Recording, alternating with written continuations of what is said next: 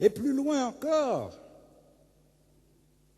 le Christ n'est pas seulement le pasteur pour chacun d'entre nous, il n'est pas seulement le pasteur pour son Église, il est le pasteur pour l'humanité tout entière, cette multitude innombrable dont la vision de l'Apocalypse nous parlait, multitude d'hommes et de femmes qui rendent témoignage à la vérité à travers leur vie. Il est le pasteur de l'humanité entière. Et c'est au nom de cette humanité entière que nous nous tournons vers lui et que nous lui disons « Nous voulons te connaître comme tu nous connais ». Cette mission du pasteur, ce chemin par lequel Jésus conduit ses disciples, puis après ses disciples, nous-mêmes qui sommes ici aujourd'hui, puis après nous, ceux qui nous suivront comme il a conduit ceux qui nous ont précédés. Ce pasteur qui se propose pour conduire l'humanité entière, et pas seulement quelques groupes ici ou là. Ce pasteur, aujourd'hui, il est vivant pour son Église. Il est vivant pour nous. Et il appelle des hommes à prendre sa suite, à devenir après lui les pasteurs du troupeau. Ces hommes, ils sont au milieu de vous aujourd'hui, comme tous ces jours.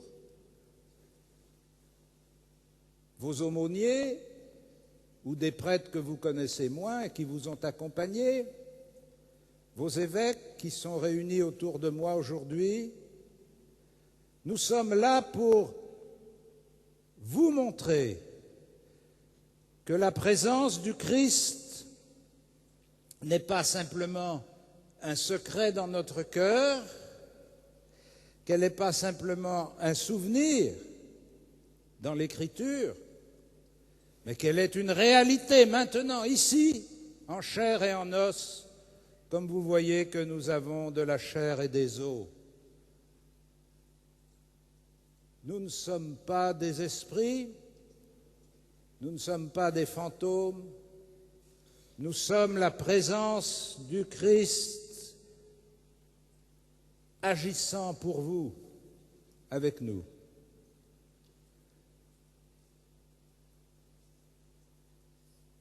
Notre mission, vous rassembler, vous accompagner, vous encourager, vous soutenir,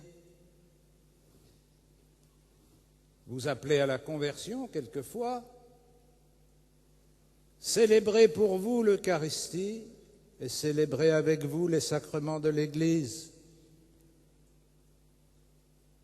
Ce que nous avons fait tous ces jours, ce que nous faisons maintenant, ce que nous faisons chaque semaine dans chacune de vos églises.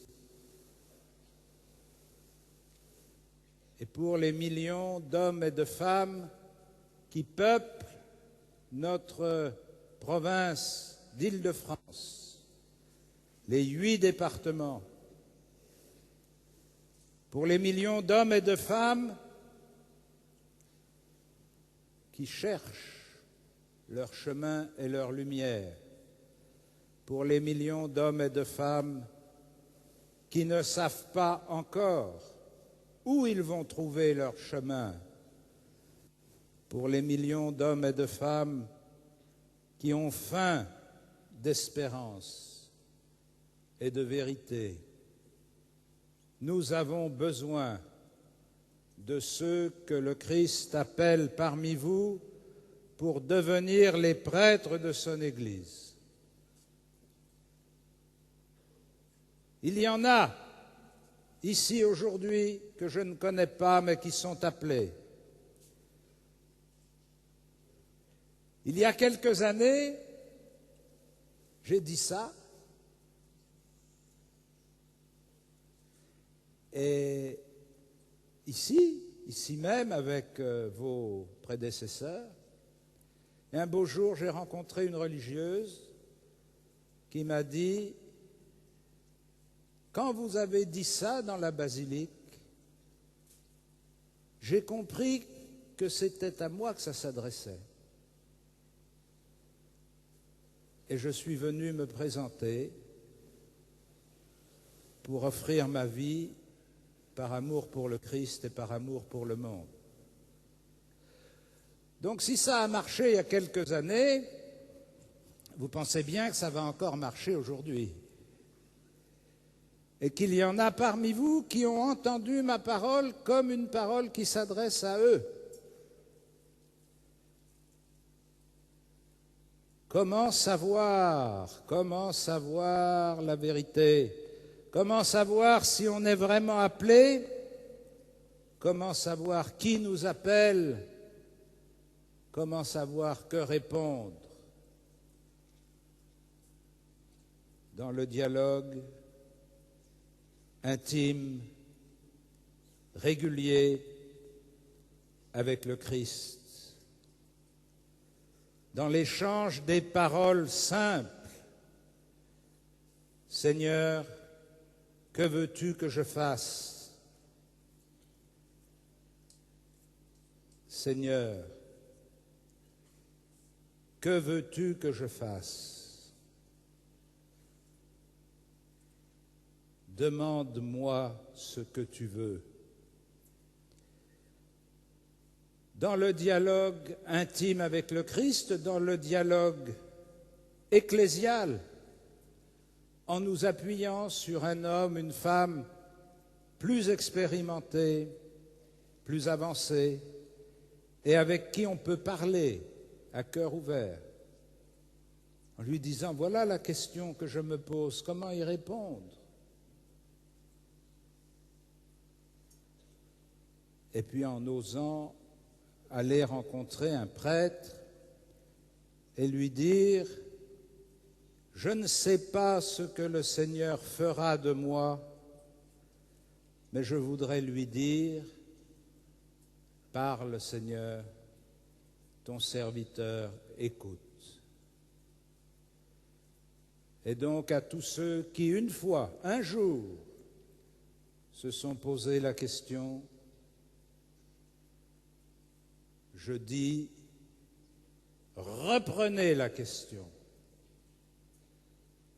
et reposez-la. Seigneur, que veux-tu que je fasse?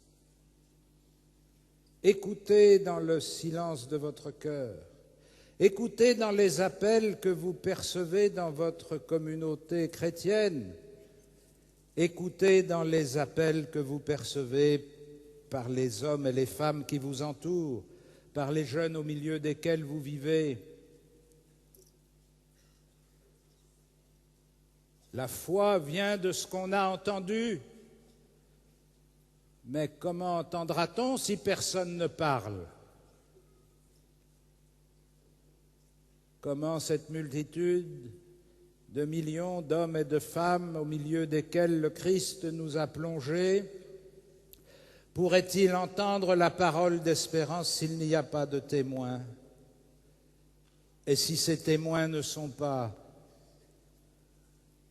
associés intimement dans le corps du Christ par la vie sacramentelle?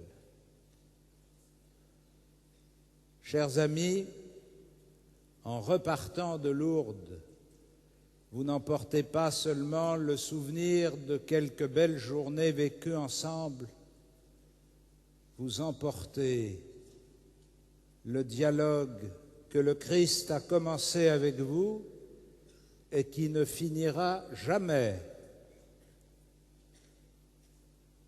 Seigneur, que veux-tu que je fasse? Parle, ton serviteur écoute.